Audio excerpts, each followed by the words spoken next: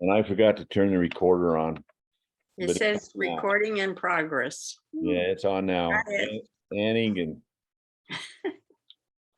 Oh, this is Ann. I'm in McMinnville, Oregon, and I just got a call from our local FCE group, and we had to scramble because our main thing is sick, and so we have to put together a meal plus a program Okay. for Thursday, tomorrow.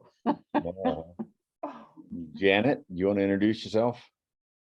I'm Janet Stockerbrand. I'm in Prospect, Oregon, which is next to Crater Lake. We lost our county council, so Scott, bless his heart, has adopted us, and we love it. All right. Welcome. Thank you. Actually, that's Klamath County, not just Scott. It's all of us over here. Wanda, you have to unmute yourself. Good morning from the state of Tennessee. I'm Wanda Burdell, and I'm in Mount Juliet, which is just east of Nashville. Well, welcome. Jonah.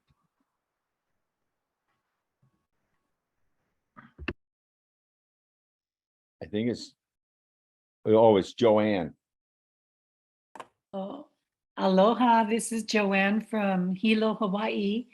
And I'm only going to be on for about 30 minutes. I have a carpenter coming over, but this sounded exciting. So, and I had the time right now. So thank you. Great. Aloha. We'll get her started here in a little bit, and welcome Patricia or Pat. Okay, this is Pat. I'm from Oahu, Hawaii. I'm going to turn my, excuse me, I'm going to turn my screen off because I have to eat my breakfast. All right. Well, you can watch as Carrie does it. Linda. Oh, and Denali from Oregon, near Salem. I'm at Amity, and I was off screen for a little, so I don't know what else I was supposed to say. Nothing. There you go. Okay, I'm trying to, you guys keep jumping around on the screen there. Is it Lauren? Laureen. Yeah, Laureen? Yes. Well,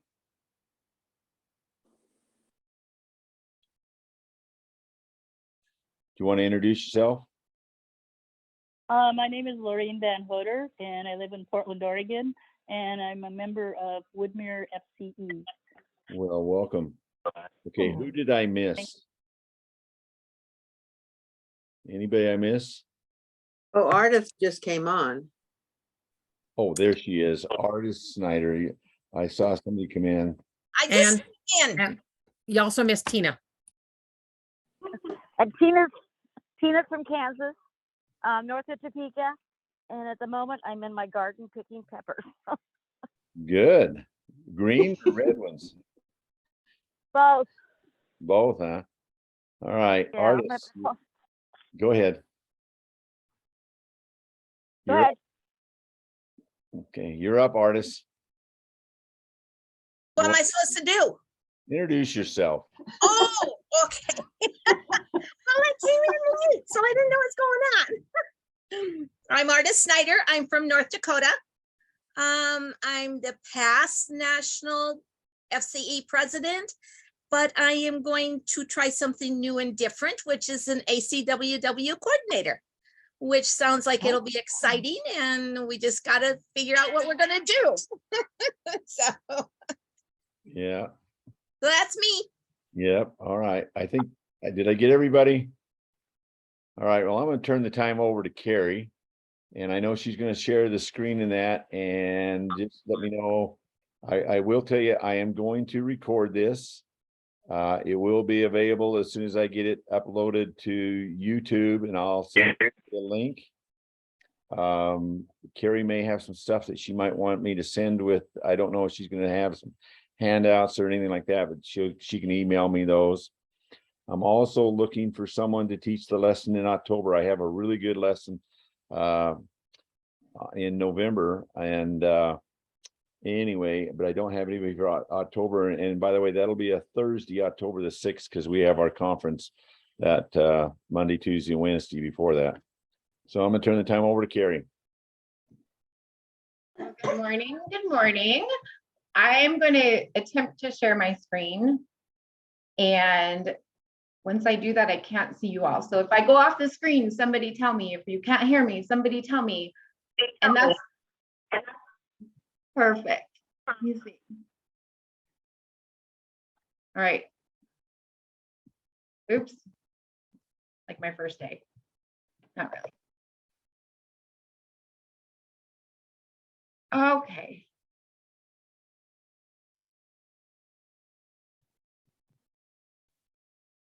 Okay. Can you guys see my screen? Yes. Perfect. Perfect. Well, welcome everyone this morning. I'm hailing to you from Fairbanks, Alaska. My husband and our son, we moved to Alaska about 10 years ago. I am by no means an expert at all when it comes to Fairbanks, but I thought it'd be fun to share some of the things that I've learned so far that maybe, well, I didn't know before I moved here. I definitely have learned a lot since I've been here. And I just want to share some of the maybe behind the scenes stuff that you probably wouldn't hear on a tour. And I talked to Dad yesterday, and I think what we're going to do for this presentation is do it a bit differently than normal, where normally there's a presentation and then questions and answers, but we thought it would kind of be fun to go through the presentation and you guys ask questions as we go. So more of like coffee time, tea time, Diet Dr. Pepper time, whatever you want to call it, but that's what we're going to do today.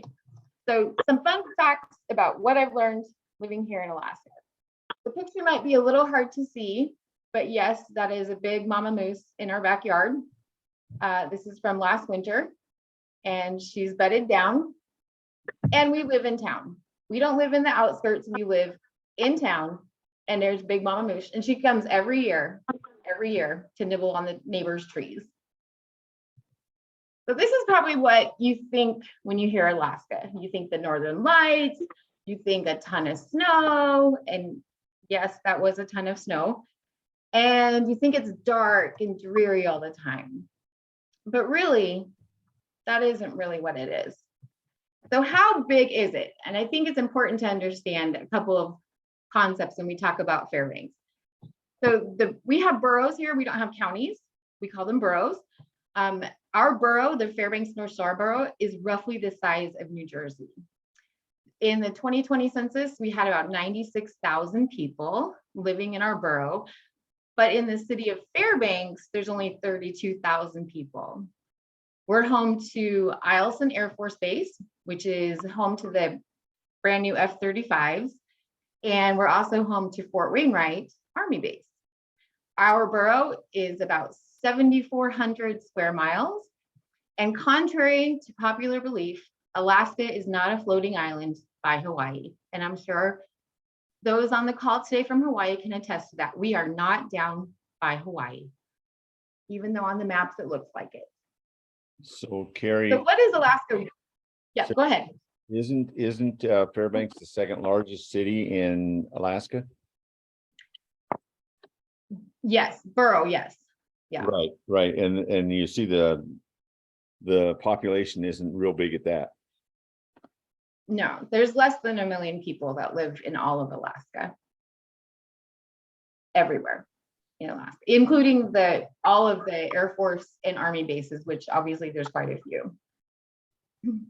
So when you talk about that, like how big is it really? Well, if you were to overlay a map of Alaska over the continental United States, the lower 48, Alaska actually stretches all the way from San Francisco, over there on the left in red, all the way to Jacksonville, Florida.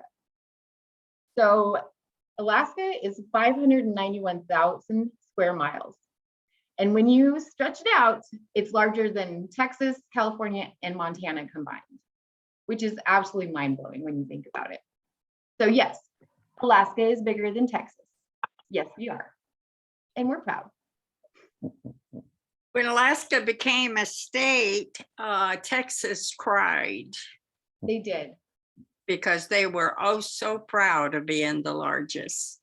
The large, and that's okay. Being in second place is always fine. Yeah. Gives you something to shoot for. So I wanted to kind of share some fun videos, because I think sometimes there's this perception that Alaska is just so cold and so dark and we just never have any fun and everybody's just depressed all the time. But actually, we have a moose who likes to prove otherwise. This video was shot in North Pole, Alaska, which is just about 15 miles from here in Fairbanks. So we call it all Fairbanks, but it's called North Pole, Alaska. This family had set up their slip and slide, and this moose, we don't know how or why, but I want to show you what this moose did.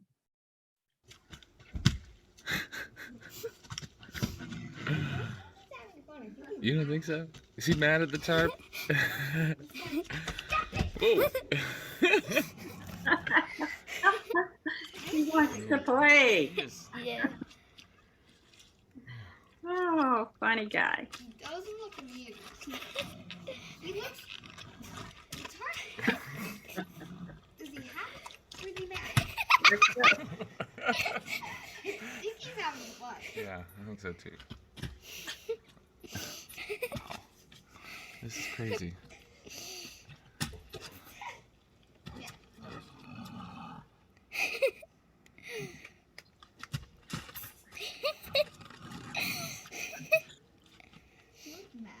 Oh, now he's gonna lay down. He's gonna drink it. He likes to slip and slide. Wow. It's a little guy. Yeah, looks like he just got away from his mom. Mm-hmm. Because you can tell because he has tiny hands. Yeah. Yep. Little bitty ones. And that's how big tiny moose are. No, he's like Medium. He hates it. I don't think he likes it. No. Kitties are sitting there. Yeah, want some.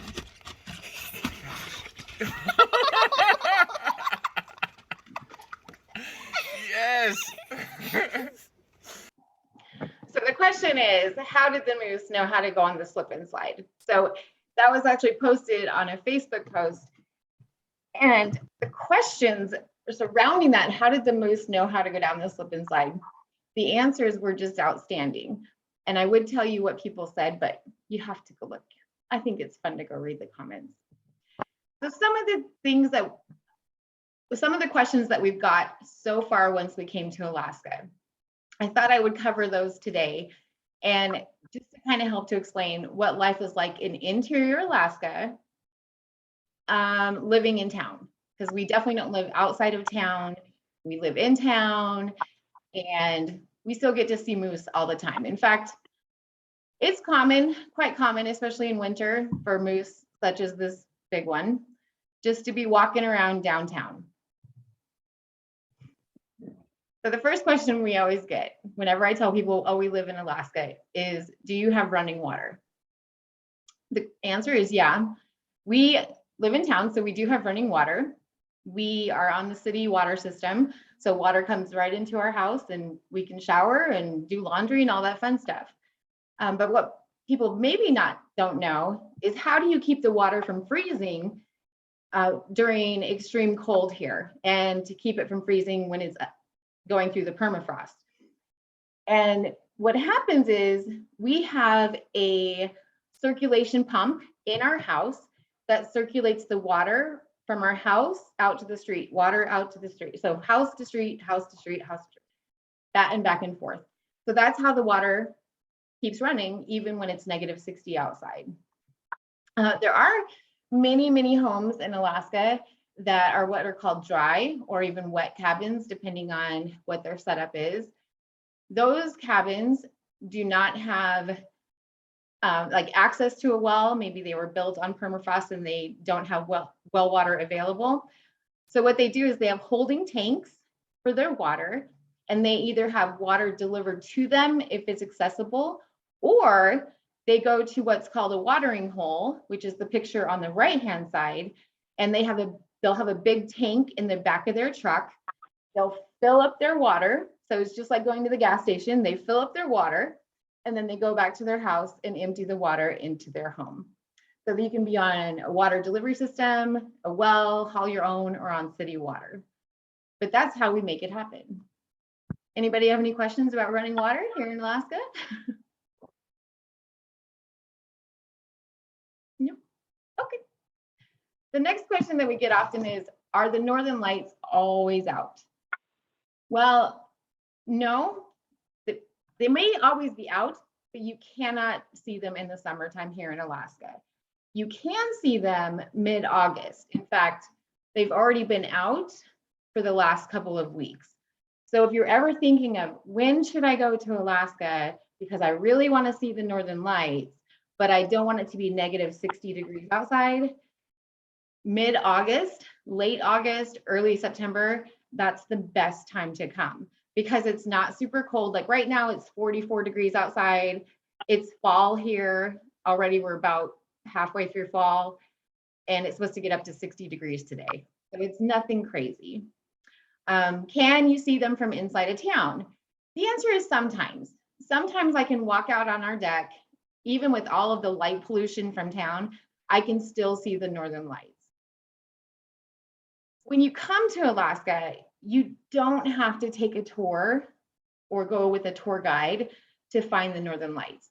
If you come into Fairbanks, you can drive 15 minutes out of town, basically anywhere, and you can see the northern lights. And there are some really great Facebook groups. In particular, there's one called the Aurora Borealis Notification Group, where she's posted the best places to go in Fairbanks to see the lights, where it's not obstructed, where there's not a lot of people, that kind of thing. Also, when you come to Alaska, if you do come in the winter, not many people know you can actually rent layers of clothes. That's supposed to say warm, so I'll fix that. So you can rent layers of warm clothes and not have to stuff suitcases full of gear that's rated down to negative 60 degrees. So there's, I think, 3 or 4 places in town that you can rent gear. So have I seen the northern lights?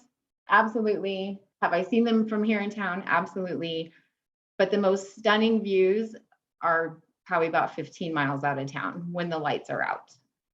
And so whenever you hear somebody say, oh, the lights are out, we know they're out. Everybody goes outside. So the next question we get is, how do you heat your home? Well, here in interior Alaska, maybe not so much true down in Anchorage because they're more on natural gas than we are here. The majority of homes in interior Alaska, we're on heating fuel. So we have a couple of different options on how to get that fuel to our home. We chose to be on a fuel delivery system where we call it the ice cream truck as adults, but it's the fuel truck. He pulls up, takes that big long hose that you see to the left, goes around to the back of our house, and he pumps fuel into our holding tank. We have an underground holding tank. That happens about every other month in the dead of winter. And he'll come the end of April once, and then he usually doesn't come again until September. So that's how long that will last us. But in the dead of winter, it's about every other month that he comes. Our last bill was $1,160, and that was for 243 gallons of fuel. And that was at a price per gallon of $4.76 a gallon. So I am not looking forward to our September bill that will be coming here shortly. How many gallons would you use each month during the cold? We probably go through here about 200 gallons, I would say. A month? No, oh, sorry. Oh, so every 2 months. So about 100 to 150 gallons a month, depending on how cold it is outside. During like the if we have the extreme cold, like the never ending -40 weeks, we definitely can use a bit more. It really depends on how well the house is constructed. Some of the homes that were built prior to I was told like prior to 1988, 1990, those homes don't have the best insulation. A lot of the homes that were built during the big oil boom are still standing today, and they were built very fast and pretty shoddy. And they just don't have like the typical extra 14 inches of insulation. Our home was built in the 90s, so we're sitting pretty good. And we have a fairly large home. It's like 2,700 square feet. So we keep our downstairs, we keep the thermostat at 63 degrees, and upstairs we keep it at 67 degrees. Downstairs, it's all radiant floor heating. So the water is heated, the boiler system goes through all the tubes and the radiant heating in the floor, and that's how downstairs is heated. And then upstairs, we have radiant heat, but it's in baseboards, like baseboard heaters. So we wear a lot of layers, is a good way to say it. So, and that's a very common question when people get ready to move to Alaska. They say, you know, how much should I expect to pay for fuel? It really depends on the house. It really depends on how warm you keep your house. It depends on how many windows you have, how well insulated those windows are, how many panes they have. Our home only has one source of heat, and that's the fuel. We do have some electric heaters, obviously, but we only use those never, actually. Some homes use pellets to heat their home. Very few can use wood at this point. And we do have more and more converting to natural gas, even though natural gas has to be trucked in to Fairbanks from Anchorage, which is never a good thing when it's the dead of winter and you have to rely on those trucks making it up from Anchorage. So what questions do you guys have about heating our home? What other questions? Carrie, I'd just like to comment, you know, if people didn't pick it up, you actually heat your floor underneath, and the heat radiates up from the floor, which is kind of unique. I was talking to Carrie about this yesterday, about back in the late 60s and 70s, and we were putting all of this radiant heat in the ceiling, and that was one of the worst things that ever happened, because all the heat stayed at the top of the room. And then you'd have to, heat rises. that's right. And it also, you could be hot in the top and freezing on the floor for them little kids. Yeah. Yep. We have fans, we have ceiling fans installed upstairs, and we turn those to winter mode so that the air circulates top down. So we keep the air constantly moving, for sure. But it's a definitely a lesson in grit. If you choose to, you can also haul your own heating fuel. That's a lot of people choose to do because it is cheaper. Where once again, you have a heating fuel tank on the back of your truck. You go to like sourdough fuel plant, you pick up the fuel, drive it back to your house, put it into your tank. But that's just not an option that we chose to go with. So based on my husband's schedule, but it is cheaper, a little bit cheaper to do it that way. But those are some big bills. So when people say, oh, I heard you get paid to live in Alaska, you know, from the Alaska Permanent Fund dividend. Well, we don't really get paid. What we get is something to help us get through these huge fuel bills in the winter. Okay. Carrie, hey Carrie, this is Tina. Do you guys have like fuel oil? Do you have fuel oil rather than like propane? Yeah, we have, it's oil. Some people well, I say very few, but some people do use propane, the smaller cabins, if that's the only option that they have, like they don't have a way to get heating fuel to their home, like they can't be on delivery because not everyone can be on a delivery system because the trucks definitely don't go everywhere. So yeah, there are Right. some homes that do have propane. Yeah. Well, so does that fuel oil that you have, is it underground to keep it from freezing? Yeah, our tank is underground. Our next door neighbor's tank is not underground, but those are also insulated. So I just remember when I was a kid, we had fuel oil for our furnace, and we had to tape it to keep it from freezing, or it would gel up before it would get into the furnace. yeah, absolutely.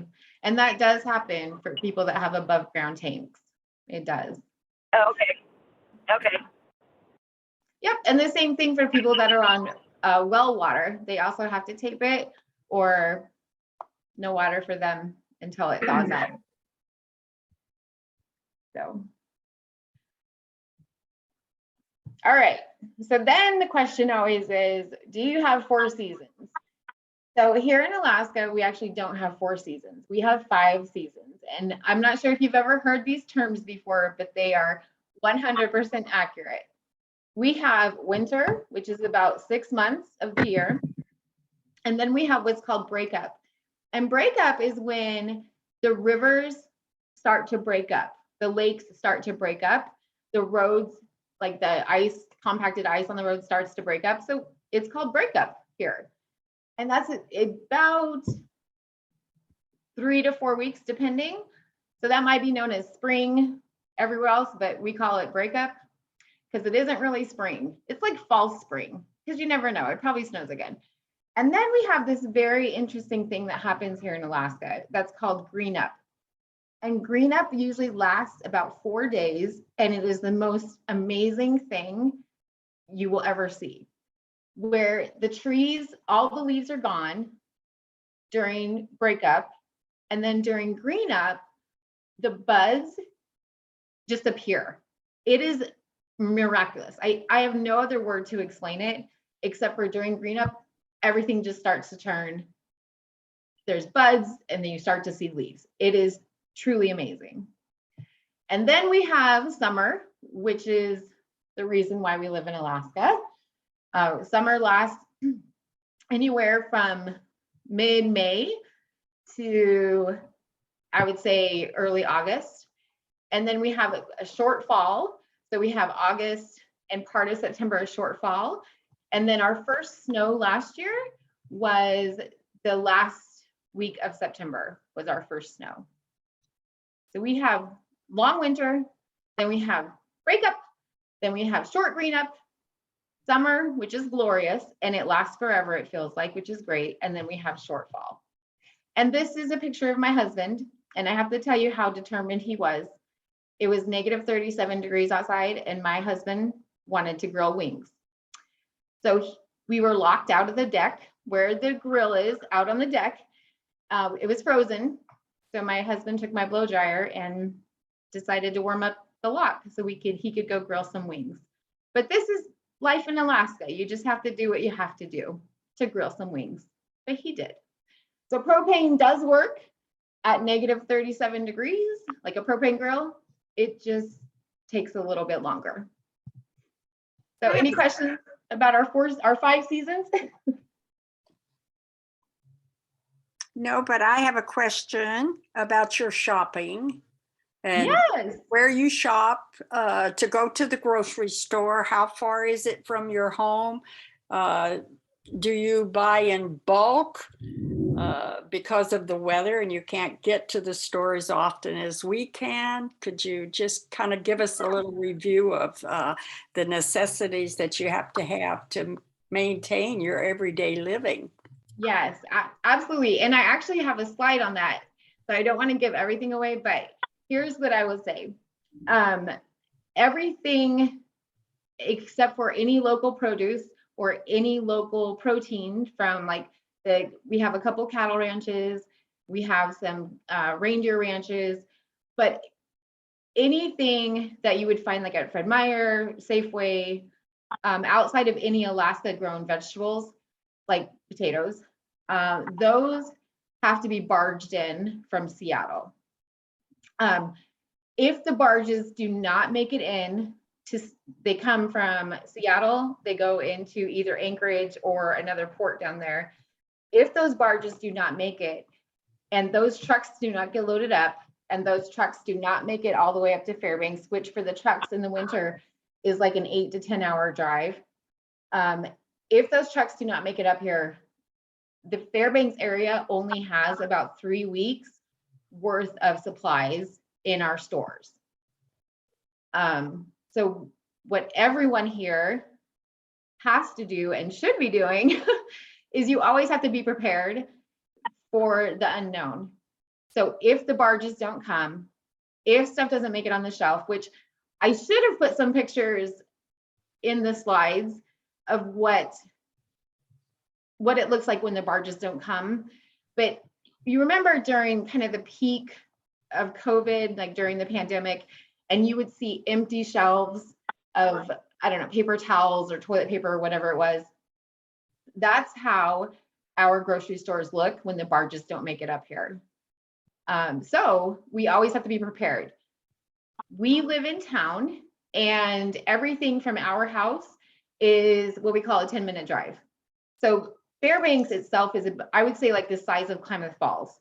Like if you took all of Klamath Falls, not just the city limits, but Klamath itself, that's how big Fairbanks is. So everything is kind of like 10 miles away or 10 minutes away.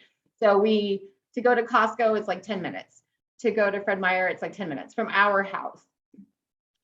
Not everyone has that capability.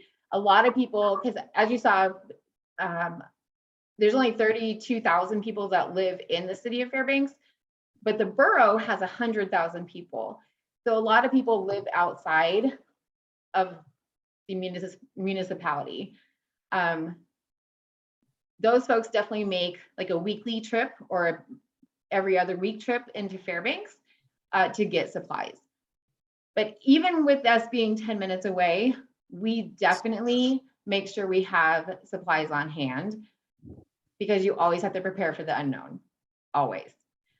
There's been times in Fairbanks where the power has been out for multiple days at a time. So making sure that you always have water, making sure you always have food, food that you can cook or heat up some way, or just ready to eat food. Make sure that you have that on hand. Always making sure that you have candles and fuel and all of those fabulous things. My parents raised me, Scott and Bonnie. So being prepared was always something that we did as a family. So this was nothing really new to me.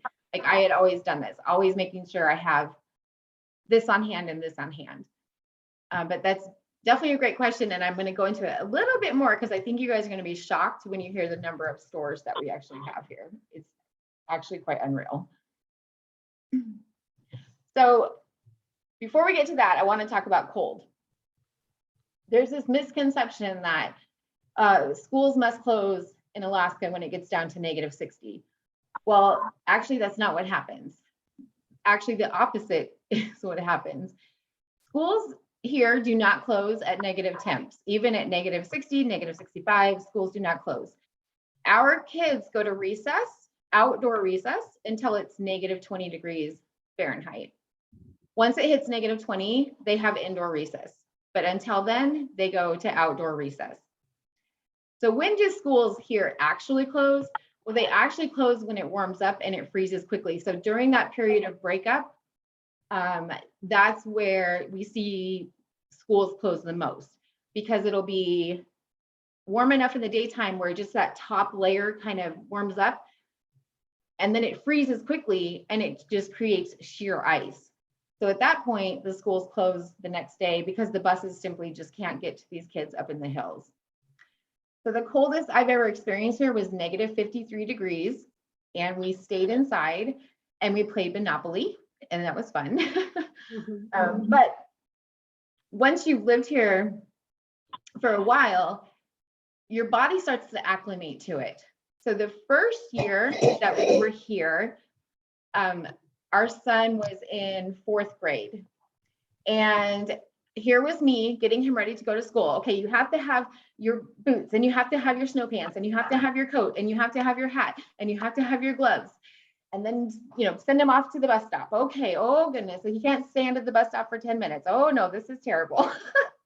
So then the next year, I started to notice that he didn't want to wear all that stuff to school. He didn't want to wear the thick clothes. Okay. Then the next year, he's like, oh, I don't really need to wear my coat.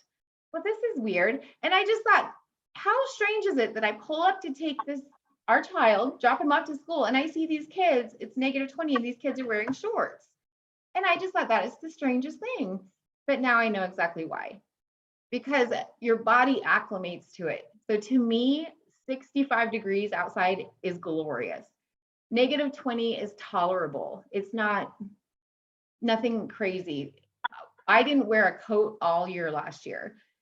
So if I was going from my car into Walmart or car into Costco, I just wore this exact hoodie that I'm wearing right now. Because you're just going from your car into the store. I mean, it's not a big deal. If you were going to stay outside for long periods of time, you definitely would want to have some rated gear on. We still do normal stuff when it's -40, -50. We just have to plug in our cars. So if you ever come to Fairbanks, you'll see, like in the Walmart parking lot, Costco parking lot, Fred Meyer parking lot, there'll be places to plug in your car. And those are not for RVs that come to visit. Those are for everybody to plug their car in so that when they go into the store, if they're in for an extended period of time, they'll come out and their car will start. And the same thing goes for if you leave your car outside overnight or even outside for an extended period of time outside your house. You have what's called an oil pan heater, a battery pad heater, and then an engine block heater on your car. So you just plug in your car and hope it starts in the morning. Fairbanks is nicknamed the Golden Heart City for a reason. And I've lived, obviously I grew up in Oregon, I lived in Portland, I lived in Seattle, I lived in Spokane. I lived in Oklahoma for a year. I will say that there's nowhere like here in Fairbanks where everybody just helps one another. Sorry, car going away. Everybody helps one another. So when we talk about the Golden Heart City and we talk about the extreme cold, if somebody's pulled off to the side of the road, people will stop. There's no question, people will stop and help. If somebody says, hey, I can't get my car started, can somebody come help me? People will go help. And what they do is they have these big, huge quilts that they put over the engine, and then they'll either put a big heater underneath the engine or they'll start a fire, some of them underneath the engine, to get the car going. But that's why I absolutely love Fairbanks, is that everybody will just help everybody. If somebody runs out of wood for the winter, people will take wood from their house to go help them. People will take pellets, people will deliver fuel. That's just what we do here, and it's awesome. So Carrie, tell them. Okay. Yeah. Carrie, tell them what happens ahead. if you don't plug in your car and you don't happen to have a plug-in available, then people just leave their car running while they go into the grocery store. Yes. A lot of people, especially if you haven't been able to get the heaters and like the additional heating pads installed on your vehicle yet, we do have a lot of military that come in and out of Fairbanks, and they'll arrive and their cars are not winter prepped. So, and some people just do it anyway, but a lot of people just leave their car running. When you go to the store, I mean, if you're running inside Fred Meyer, you'll pull up to the parking lot and probably half the cars are running. People just leave their cars running. And I mean, I guess you might think that we have a lot of car theft, but we really don't have a lot of car theft in the winter. Obviously people lock their cars, but more importantly, there isn't really anywhere to go if you steal a car here in Fairbanks. It's not like you're in Portland and you can go to Salem. There's literally nowhere to go here. You could drive to maybe Delta Junction 2 hours away, but it just doesn't happen very often here. I don't know. I have a question. I have a question about parking your car. Do most people have garages? Do they keep their garage heated a little bit? Or do they park them outside? And that, to me, that would create a lot of problems. Yeah. How The would you ever people- start your car? Yeah. That's a great question. A lot of people park outside, and then what you have is you have outlets on the outside of your house that you plug your car into. A lot of people have timers on them, so it'll kick on the timer about 4 hours before they leave their house.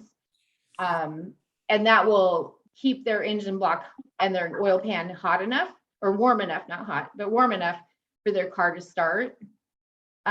Some people we have a garage here that's attached to our home, so it's insulated.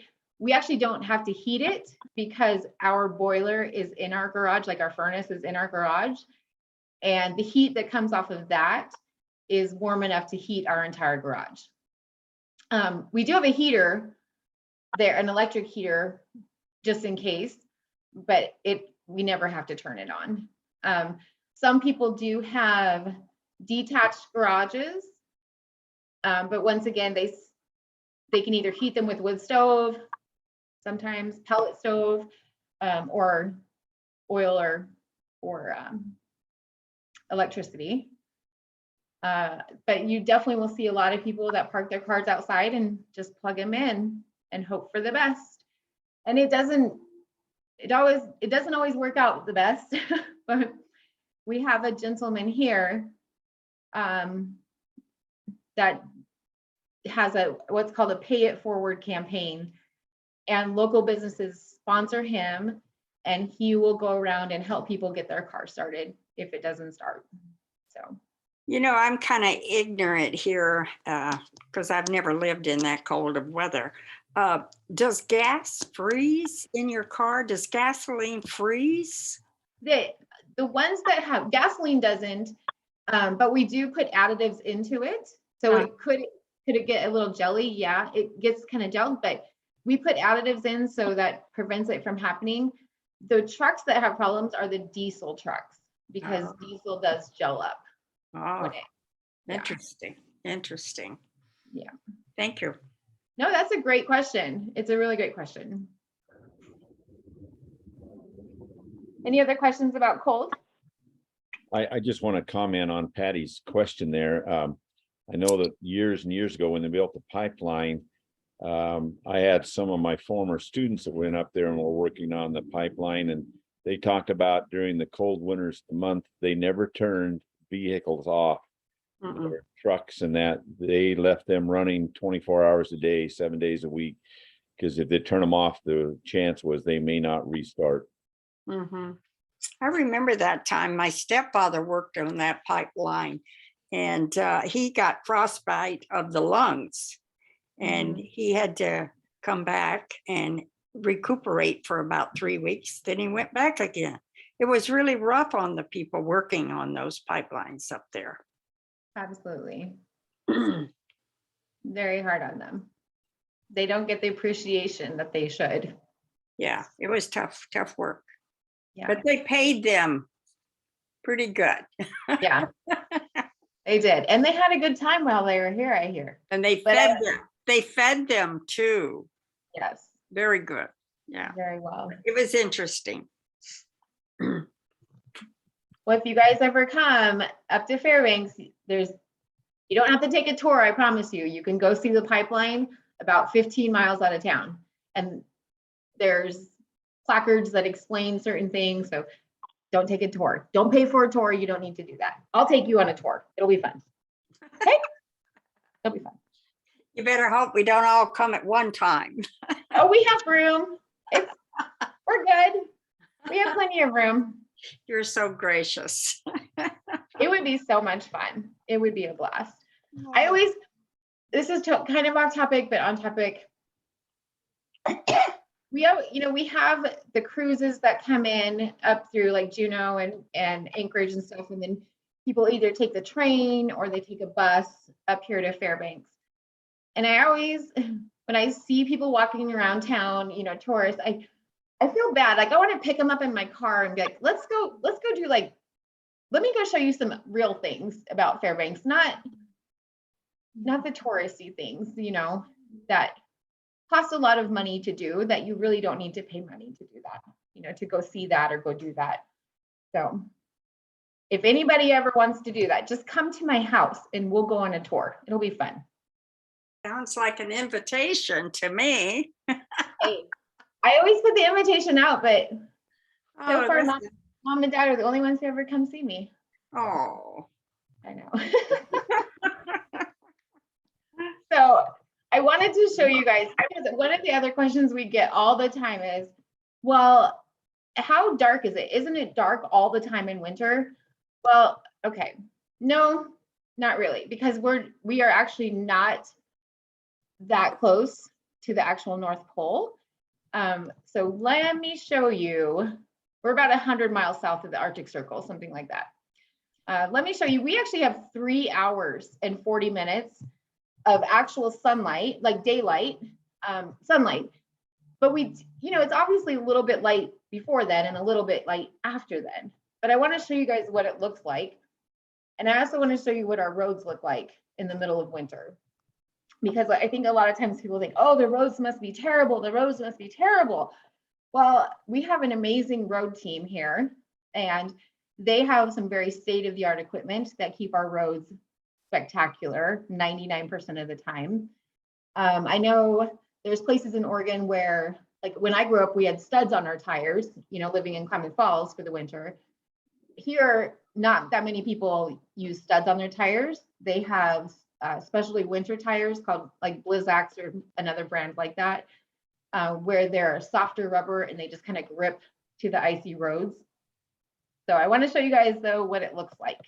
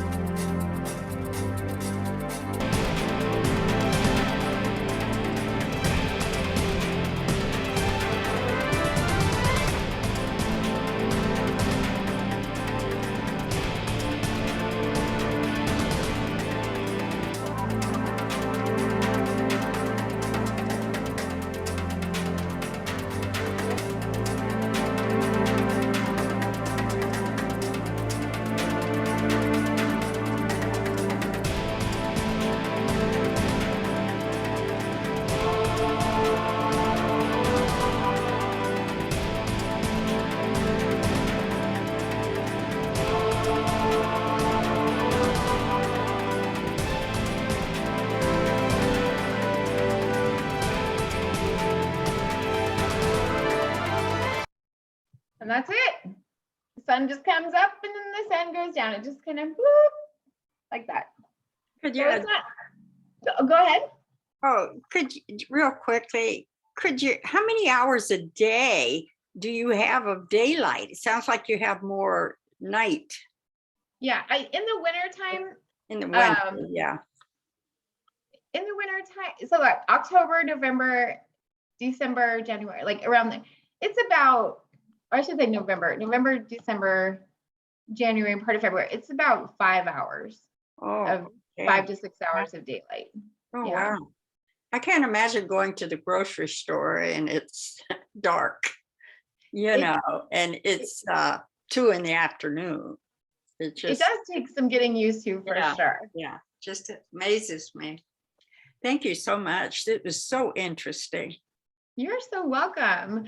On the flip side, I want to show you guys what summer is like, because summer is the most glorious thing in Alaska because the sun never goes away here in Fairbanks. It may dip down for a little bit, but it's still completely light outside. Oh. So this one is a little bit longer. Let me see if I can. Okay, see if I can get this one to play.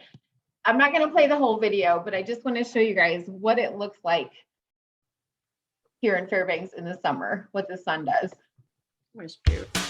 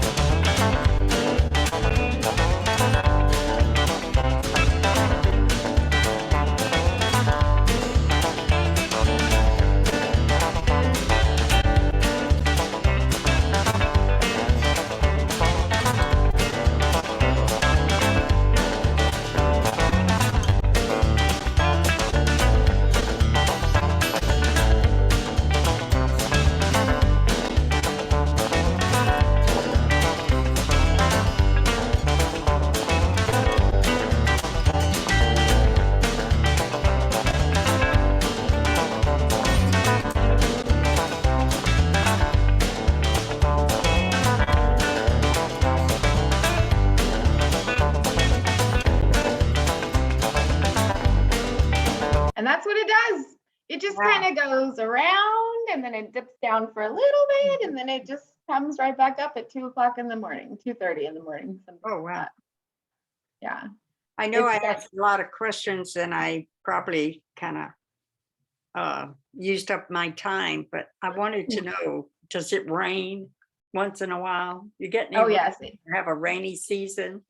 Well, we don't, maybe during breakup, you might get a little bit of rain. Summer, it rains sometimes, like some summers, those who garden here have a lot of naughty comments about the rain because we've had summers where it just kind of rained all summer long, just rained and rained and rained. So it didn't really get above 70 degrees. It just kind of rained all summer and the gardeners were, throwing their hands up like, no, but then some summers, we have the typical kind of Eastern Oregon type big thunderstorms that come in. So they just kind of roll in, dump their rain, lightning, thunder, and then they roll back out. And that's it. So every year is just so different. You never know what you're going to expect or what to expect. Like in the very short fall that we have, like this morning it rained, but it's not like a big long rain. It's kind of like that Portland rain that just kind of like, oh, it's still raining. Like, oh, Eugene rain. It's still going, but it's just sprinkling. That's what it's like. But yeah, it definitely rains and our gardeners like it most of the time. Most of the time. I don't know. Oh, there we go. All right. So the question always comes, well, how do you sleep? How do you sleep in the summer with the midnight sun out? And that's what we call it, is the midnight sun. I sleep like a baby, and window coverings are key in any home if you're impacted by the midnight sun. So we have in our bedroom is downstairs, but it's facing the morning sun. So we have a pull down blackout shade. We have wood blinds that close, and then we have really dark, thick insulated curtains that we have over a window. So our bedroom is pitch black, even in the dead of summer. Downstairs, without any air conditioning, it stays about 60 degrees because our downstairs is about 4 feet under the ground. So it's sublevel. Most residences in interior Alaska don't have air conditioning unless you have a portable air conditioning unit that you want to use, but people don't have like central air conditioning in their homes. Temperatures in the summer range from anywhere from 60 to 90 plus, and it's absolutely glorious. You will see, if you come to Fairbanks in the summer, this is when you see every person outside doing something. So we have quite a huge field of soccer fields and baseball fields, and those soccer fields are full of kids, like sports teams, from 7 o'clock in the morning until midnight. They are out there having soccer games. It is just beautiful. We have a midnight sun baseball game that happens. We have a minor league team here, and they play one of their games under the midnight sun. So they're out there playing at 2 o'clock in the morning. And like my husband plays sand volleyball. We have some very nice sand volleyball courts here, and they'll be out there playing sand volleyball till 3 o'clock in the morning because it's light outside. Interesting. Super fun. It's you don't want to go to sleep in the summer. You're just like, I just want to go outside and have fun and garden or do whatever. But I mean, you have to get some sleep.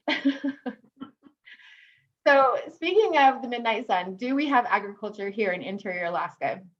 A lot of times when people think about Alaska, they think of what you see on the National Geographic Channel with the big soaring mountains and everything is green and beautiful. Well, interior Alaska is not that, but we do have lots of agriculture here.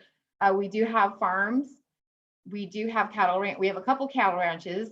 We have a couple reindeer ranches. We have some indoor hydroponic gardens, and we do have an indoor mushroom garden now going on. We do have a farmer's market here on Wednesday and Saturday is the main farmer's markets. And then we have some smaller farmer markets around town other days of the week. We have a very short growing season as far as length, number of days, but it's actually a very long season because the sun is out for so long. So this is where when you see the pictures of those huge cabbages that come from Alaska, that's why. And I thought it would make an excellent lesson, so I don't want to go into more of it. I could probably do the lesson down the road, but if we could maybe wrangle up one of the extension services who actually do the presentations on agriculture, that might be a really fun presentation to do. Learning how people garden here in Alaska. It is just such a beautiful thing. So how quickly does winter come? So we have breakup, we have green up, and then we have our short, long summer, we call it. But how quickly does it come? Well, if you've lived here in Alaska, you know that winter is determined on fireweed. And fireweed is this beautiful plant that appears. One of the first plants appears after in the wilderness. So we have a short, sweet summer, and you have to really hurry up and enjoy it. And the saying goes, when the fireweed turns to cotton, summer will be forgotten. So I have a picture, I think Tina is on the call, but when you watch the video, I have a picture of a fireweed plant. And the locals here know that the fireweed blooms start from the bottom and they go up. So when the flowers that have been pollinated or closed, the flowers still open for business for pollinators, but at the very top, once they get up to the top, the fireweed will turn to cotton, and that's when you know that winter is coming.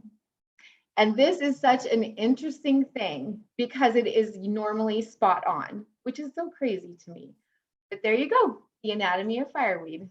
And I think Mom brought down some fireweed seeds, I'm not sure, from Alaska to try. I don't know if they grew in Oregon. I did bring some, and I haven't planted them yet, but I did buy one from, I think I got it at a conference and planted it, and it lived one summer. That was it. Yeah. Well, don't start a fire to grow more. That would be terrible. We don't want to do that. But when you see fireweed, if you want to go online, there are so many pictures. Just do a quick Google search of fireweed in Alaska. The fields of fireweed are just absolutely gorgeous. But that's how we know that winter is coming. And yes, the old timers, the ones that have been here forever, are telling us winter is about 6 weeks away right now. So I know we talked a little bit about grocery prices, and a lot of times you hear, oh, grocery prices must be outrageous. Well, we live in Fairbanks. So we live in a municipality that has multiple stores. We do have a Costco. We have actually not one, we have two Fred Meyer, it's not us, Fred Meyer. We actually have 3 Safeway locations. We have a Walmart, And then of course we have some specialized stores. So I think we have 3 Asian specific food markets. We have a Russian food market, and we have let me think. I think that's it. So Costco here in Fairbanks did us a solid.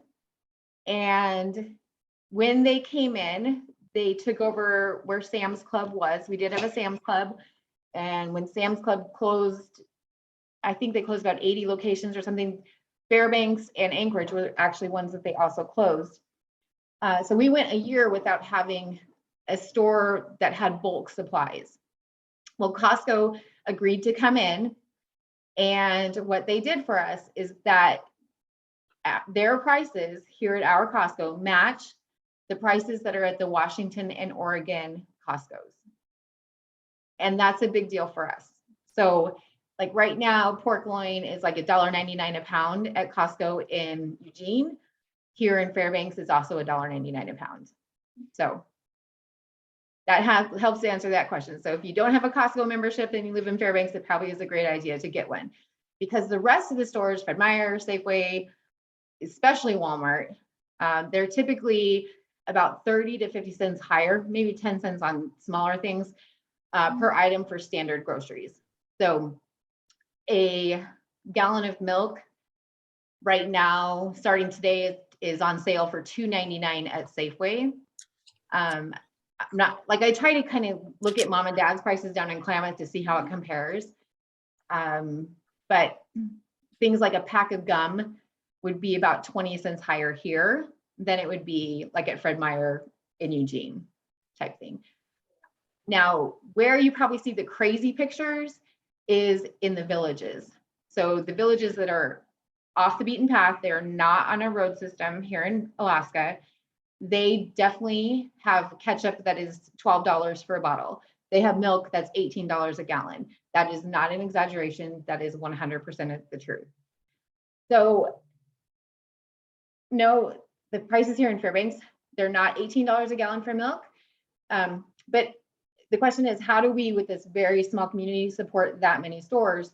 And the answer is we have what's called bush service, where when you look at a map of Alaska, there truly is only 3 highways, even though this map makes it look like there's more.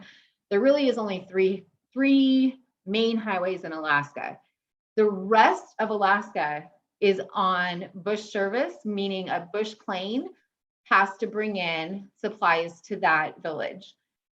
That's how we here in Fairbanks support that many locations, that many stores, is because basically Fairbanks is about in the middle of the map of Alaska.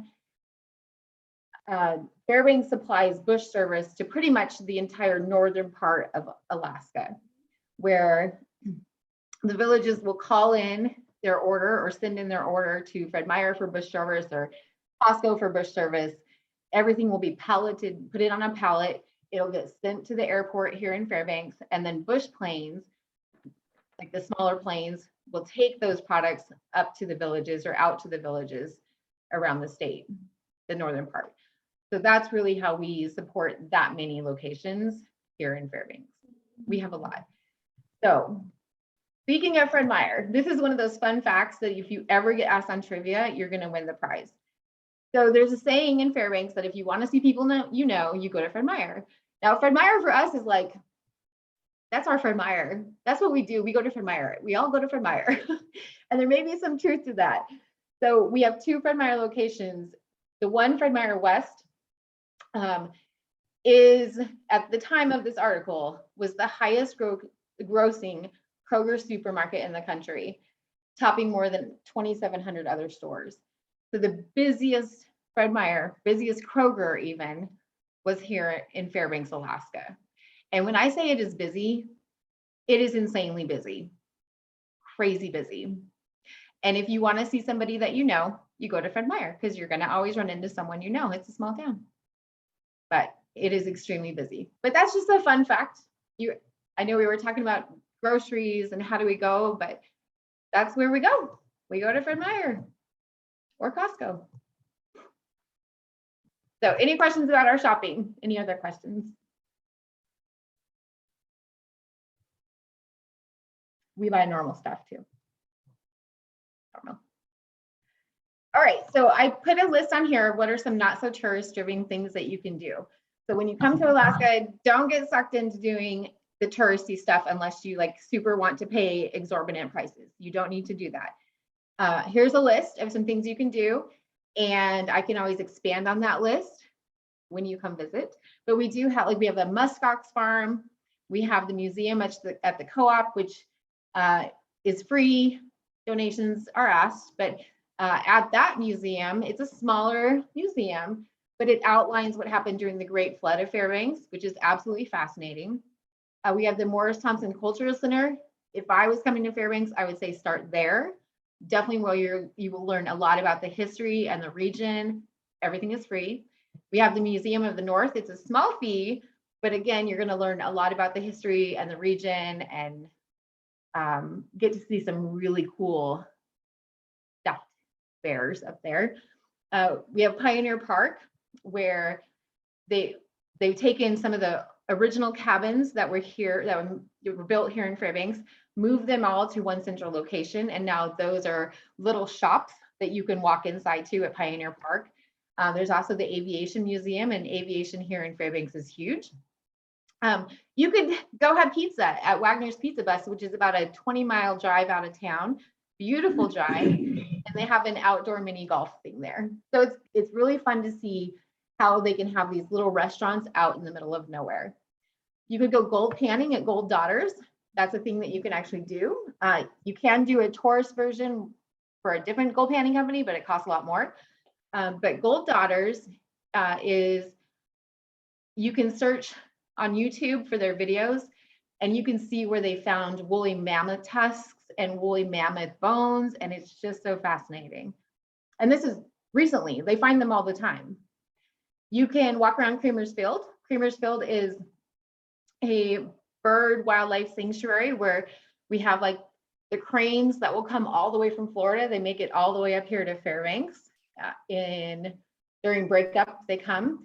And if you do that, make sure that you take the tour with the guide, which is free, but the ranger there will take you on a tour, and they explain the importance of mosquitoes to Alaska. So when people say, mosquitoes are the state bird here in Alaska, they truly are. We have more mosquitoes than anywhere, but we have them for a reason. And it's really interesting when you take that tour, and I don't want to give it away, but mosquitoes play a very large part to the migrating birds. You could actually follow the annual hike contest that goes on here in Fairbanks, where we have many different trails around the area. And the Parks and Rec has done like a find the sign contest, which is really fun. You could also visit the Magic Bus, which is up at the University of Alaska Fairbanks. So I promised my dad, because I find the Magic Bus so fascinating. There was a bus out in the middle of nowhere towards Denali, about an hour and 20 minutes from here. And that bus made it into a book, and it made it into a movie, and then it became this obsession with travelers around the world. And I just want to tell you guys a little bit about this bus. So yes, we have a Magic Bus, and here's a little bit about it. Okay, so life here in Alaska in town is pretty straightforward, but Alaska truly is a wilderness, and it isn't for the faint of heart. And I wanted to show you guys, when we say we have a Magic Bus, I just want to show you guys what happened to that bus. Because so many people were trying to make the trek out to the bus, and because that was putting lives in jeopardy, not only of the people trying to make it to the bus, but also the first responders who were having to respond to go rescue these folks. But here's what the state of Alaska decided to do with the bus. The story of adventurer Christopher McCandles has inspired people to find themselves in the wilderness for more than 2 decades. But the wrecked bus, made famous by the 1996 book and 2007 movie Into the Wild, based on his life, was airlifted from a remote trail outside Denali National Park in Alaska on Thursday. Alaska officials said that too many people were putting themselves at risk trekking to the remote site where McCandles died of starvation in 1992. Over the years, several people making pilgrimages to the bus became injured or stranded themselves. 2 even died, drowned in river crossings. In April, a stranded Brazilian tourist was evacuated, and in February, 5 Italian tourists were rescued. Local Mayor Clay Walker called the bus removal a big relief. The ultimate fate of the 1940s-era bus is unknown. In a statement, the Department of Natural Resources said it is being kept in a secure location, pending a decision about its disposal. So actually the bus ended up at the University of Fairbanks. It is in a secure location that you can actually go see now. So when I say we have a magic bus, we as in Fairbanks have a magic bus here. The bus is here. So if you ever see the movie or read the book, they're both really good. But now you know where the bus is. Thank you. So what have I learned about living here in Alaska? I definitely know that Fairbanks is called the Golden Heart City for a reason. I have yet to see anyone not help anyone for any situation. Preparation is the key. Like we talked about, there's so much to see and do outside of any touristy things. There's just so much, like we will never get to see everything there is to do and see in Alaska. And honestly, we wouldn't want to raise our son anywhere else. So speaking of our son, yesterday I picked up the kids from cross country, our son and his girlfriend, picked them up from cross country. And I said, you know, I'm going to ask you guys, what are some of the questions that you guys have received from people when they find out that you live in Alaska? Because both of them were transplants here. So some fun questions and answers. They told me that they've been asked, do you live in an igloo? And I said, well, are they serious when they ask that question? Yeah, they're serious. Okay, that's a valid question then. Do we live in an igloo? No, we don't. In fact, even the people that live in villages that are off the road system, they have homes. Those homes are built above the permafrost. They definitely have challenges, which would be another interesting topic for a lesson. Our kids have been asked, do you ride a dog sled to school or do you ride a snow machine to school? Here in the city of Fairbanks, our kids do not ride snow machines to school. In the villages, absolutely, those kids ride their snow machines to school. So they've been asked, how big is a moose really? Like because you hear moose are big. Moose are like as tall as a truck. They're extremely big, extremely heavy. They're very territorial, especially the mama. And if her baby's around, she's very territorial. We have to teach our kids to be very careful. If there's a moose out on the playground, obviously the kids are not allowed to go outside. We don't really have so much a bear problem here in Fairbanks, but down in Anchorage, that area, they have a lot more bear issues than we do. Does it always snow? No, it doesn't always snow.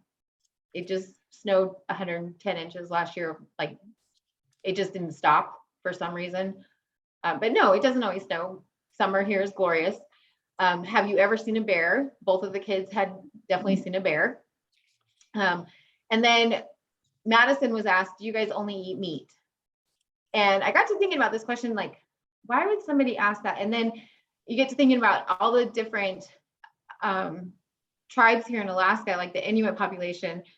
They mainly did subsist off of meat until we brought grains and that type of thing in. But they definitely most subsist off of meat. So like whale, caribou, salmon, that type of thing. So, but no, here in Fairbanks, we have normal restaurants. If you like Thai food, we're the Thai capital of the United States. We have more Thai restaurants per capita than anywhere else in the world. No, anywhere else in the country. It's pretty crazy. All right, I've gone way over my time. So does anyone have any other questions? And I might have some somewhat answers. I don't have all the answers. Why don't you stop sharing your screen so we can see everybody? I have to find that. 1 second. Nope. Nope.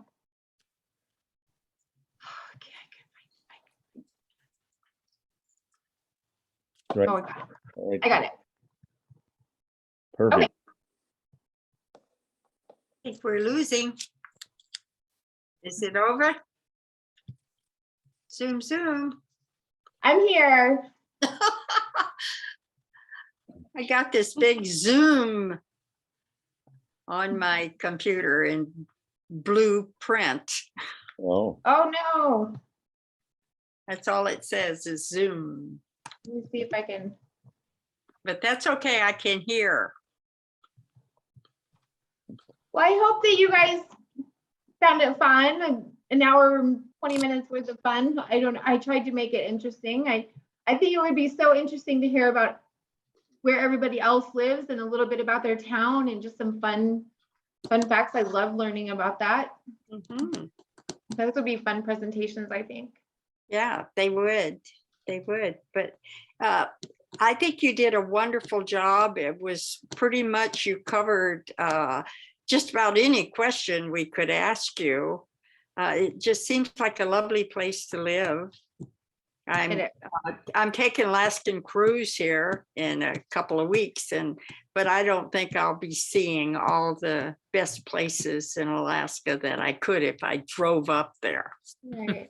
Well, if you're taking a cruise, you will not be disappointed. You are going to see some of the most beautiful things you've ever seen. You'll probably see the Northern Lights. Yeah, yeah.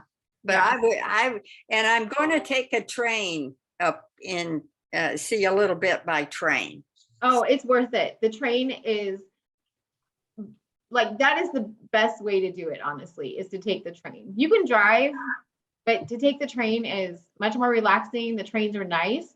Yeah. And they have like the side cabins where you can see, but you're going to see some amazing things. And you're going to see the water that looks gray because of the glacier silt. But then you're going to see the water that is just this beautiful emerald bluish, just it's unreal. You're going to love it. Oh, I know I am. But thank you. You did a great job. Yeah. I thought it was very interesting. My dad worked up on the pipeline. My brother and my sister-in-law worked up there on a road crew for a few months. And my son and daughter-in-law have a cabin in North Pole. And I actually have been up there twice, but just an up and back trip. I took my mom up. We've spent 19 days from Prospect to Anchorage and back, and I loved it. You did a great job, and I learned a lot today, so thank you. Oh, good. Thank you. Yeah, North Pole it's great. North Pole is. And Santa Claus is there. All He is. He's actually, Santa Claus is on the city council. His name is Santa Claus, and he is on the city council of North Pole. Well, I'm not sure if he ran this time, but he was on the city council. So he's an actual figure. He is the gentleman who sits at the Santa Claus house, you know, the kind of tchotchke touristy thing, but he is an amazing man. He is seriously on the city council, or he was, of North Pole. They have a very active FCE group in North Pole. Good, good. I thought it was fun when we went to the Santa Claus house to see him come in. He had like a kind of a flower print shirt, and they may have been like Carhartt pants and suspenders on. Yep. It was like, well, that's Santa Claus during the summer. You'll see him at Fred Meyer, and that's, you know, what he's wearing. Like it's, you know, when they say you'll find everybody at Fred, you know, I think the saying is you'll find what you need at Fred Meyer or something like that, the sales slogan. But here it's like you'll find who you need at Fred Meyer. Everybody's always at Fred Meyer. That's just what we do. We don't go to Walmart. We go to Fred Meyer. But it's fun. I don't know if you guys have probably on the Discovery Channel, you've seen the Alaska shows, you know, like the True to Life shows. And there's one that features Sue, who runs kind of like it's kind of like a drilling operation kind of way up north. But when Sue comes to town, it's always like a big, like she'll go shopping at Costco. And we're like, oh, Sue's at Costco. You know, oh, look at that. We're famous. Like, it's fun. It's a small town. So we love it. I'm glad Carrie, you enjoyed it. Thank you. Carrie, this is Pat. Thank you very much for your presentation. I learned so much about Alaska. Oh, thank you so much, Pat. I'm glad you enjoyed it. Well, thank you very much, Carrie. I thought it was wonderful. Carrie was worried about going too short. She said maybe 20, 25 minutes. And I said, well, no. Anyway, I appreciate you being here. I am working on somebody for October, and I did Joanne sent me that she may be able to do it in October and in definitely December. So I appreciate that. Thank you for being here. It's really great. So I'll see some of you Oregon people at 2 o'clock.